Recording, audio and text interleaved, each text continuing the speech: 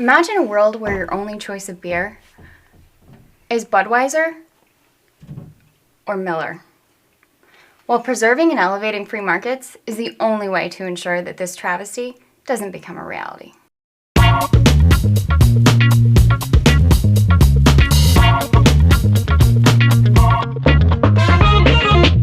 Ew, there's a bureaucrat in my beer. A tale of tasteless regulation. Libertarians are often misunderstood when they talk about free markets. But simply put, free markets are just the total sum of billions of voluntary exchanges that people make every day. The best way to provide value to consumers is through free markets. We're often charged with the claim that libertarians support mega corporations, but that simply isn't true. Free markets breed competition, which keeps the market share fair. Let's use the market for beer as an example. According to the Brewers Association, in the 1870s, before prohibition laws destroyed commerce, there were 3,200 breweries in America. In 1978, U.S. Congress passed H.R. 1337, which exempted a certain amount of homebrewed beer to be brewed for personal use. At this time, there were only 42 brewing companies. In 1979, deregulation of Prohibition-era restrictions helped to rebuild America's brewery population. Today, because of deregulation, there are over 2,500 breweries.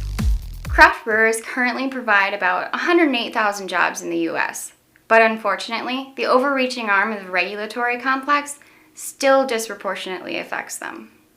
When the government shut down in 2013, craft breweries were put on hold. According to USA Today, all new beers that get bottled or canned to be sold across state lines must be approved by the Alcohol and Tobacco Tax and Trade Bureau, known in the industry as the TBB. Federal workers must approve the label as well as the recipe if it uses non-traditional ingredients, which many seasonal beers contain.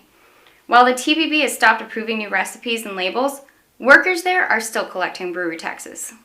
During the shutdown, large corporations like Miller Coors and Budweiser, they went largely unaffected.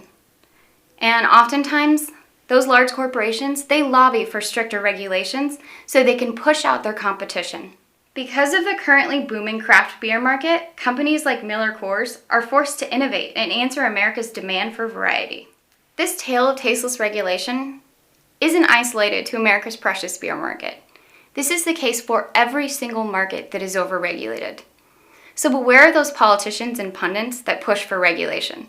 They aren't your friends, and they aren't looking out for your interests. Before you decide to support some new sweeping regulatory bill, please remember that behind every politician and nanny state bureaucrat is a lobbyist pulling his or her strings.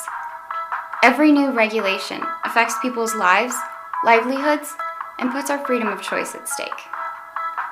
Cheers.